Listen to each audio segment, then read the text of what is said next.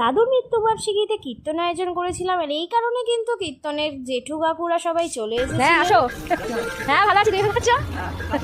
হ্যাঁ হ্যাঁ সেই 1 বছর পর আবার দেখা হলো, বলেছিলাম আবার ঠিক থাকলে 1 বছর পর। দেখো, 1 বছর আগেও কিন্তু দাদুর মৃত্যুবার্ষিকীতে এনারাই কীর্তন করেছিলেন, আবারও কিন্তু এনাদের এই কীর্তনে মোহিত হয়ে আমি ডেকে নিয়েছিলাম এনাদের। নিচে হবে এই যে এখানে।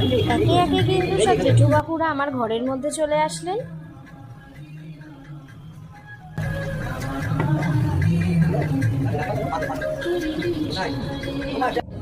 এই দেখো, আমি কিন্তু পুরো রেডি হয়ে গেছি, আর সেদিনের আউটফিট আমার এরকমই ছিল।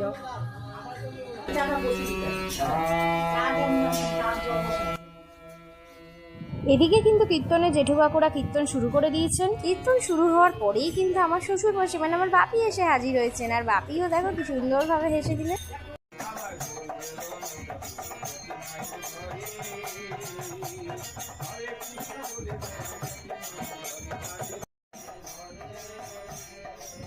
সত্যি কথা বলতে মনটা আমার অনেকটাই ভারাক্রান্ত ছিল, কারণ আমি আমার দাদুকে কিন্তু খুবই ভালোবাসতাম।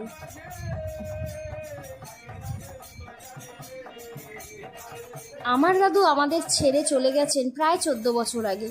তখন কিন্তু আমি ক্লাস 9-এ পড়ি, আর এখনও কিন্তু আমি দাদুকে ঠিক সমানভাবেই মিস করি, কারণ দাদু আমাকে খুবই ভালোবাসতেন আর আমিও দাদুকে খুব ভালোবাসতাম।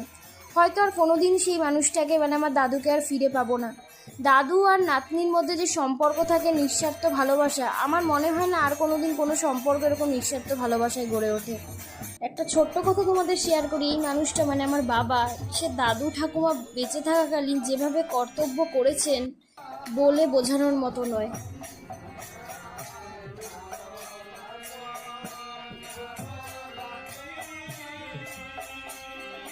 জানো তো, আমার দাদু একসময় কীর্তন করতেন, আর এই দাদু কীর্তন খুবই ভালোবাসতেন, আর তারই জন্য আমি গত 2 বছর ধরে দাদুর মৃত্যুবার্ষিকীতে কীর্তন চালু করেছি। আর আমি যতদিন বেঁচে থাকবো এই দাদুর মৃত্যুবার্ষিকীতে আমি নিশ্চয়ই কীর্তন চালু রাখার চেষ্টা করব। তখন কীর্তন প্রায় শেষ প্রান্তে। কীর্তনের জেঠু কাকুদেরকে আমি একটু অনুরোধ করলাম যাতে আমার বাড়ির ছাদে এসে আর বাড়ির দোতলায় একটু খোলকর্তাল বাজিয়ে দেওয়ার জন্য। আর কীর্তনের জেঠু কাকুরাও কিন্তু আমার অনুরোধ রেখে ওপরে চলে আসলেন আর কিছুক্ষণ কীর্তন করে দিলেন।